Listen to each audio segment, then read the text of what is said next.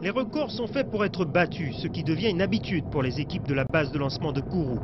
Après avoir réussi à transporter 6 tonnes, la meilleure performance mondiale d'un lanceur commercial lors du dernier vol d'Ariane 5, Arianespace va procéder au décollage 5 jours seulement après le vol 135. Du jamais vu pour Ariane. Une performance possible grâce aux 2 pas de tir de la base, l'un destiné à Ariane 5 et 4. Ariane 4 qui dorénavant va vivre dans l'ombre de sa petite sœur, mais qui est toujours performante. Forte de ses 58 succès consécutifs, elle va dès ce lancement emporter l'un des plus gros satellites de télécommunications au monde. Anik F1, construit par Boeing pour le Canada, pèsera 4 tonnes 852 au décollage. Il couvrira tout le continent américain, les îles Hawaï et l'Alaska. Pour emporter ce très gros passager, les dirigeants d'Arianespace utiliseront la plus puissante d'Ariane 4. Elle sera équipée de 4 propulseurs d'appoint liquide.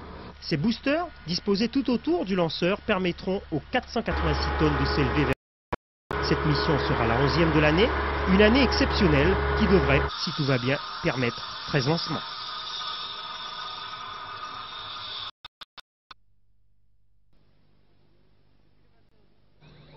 Depuis le 21 août, en moyenne, c'est tous les 15 jours qu'une Ariane décolle de Kourou. Une cadence qui ne semble plus surprendre, ni même étonner.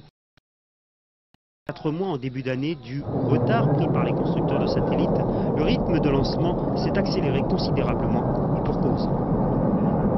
Les clients sont extrêmement pressés de voir leur satellite opérationnel, parce que Noël est une période commercialement très intéressante pour les opérateurs de satellites, en particulier les télévisions.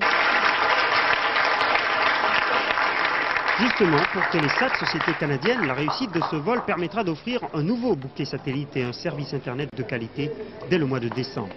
Quant à Ariane, avec 11 vols à son actif depuis le début de l'année et 2 lancements supplémentaires pour ces dernières semaines de l'an 2000, c'est un nouveau record. Des records qui sont autant d'atouts de séduction de la clientèle.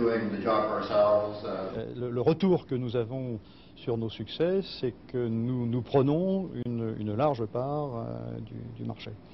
Et je pense que cette année va être une très bonne année de prise de commande des lancements que nous ferons en général entre 2002, 2003, 2004.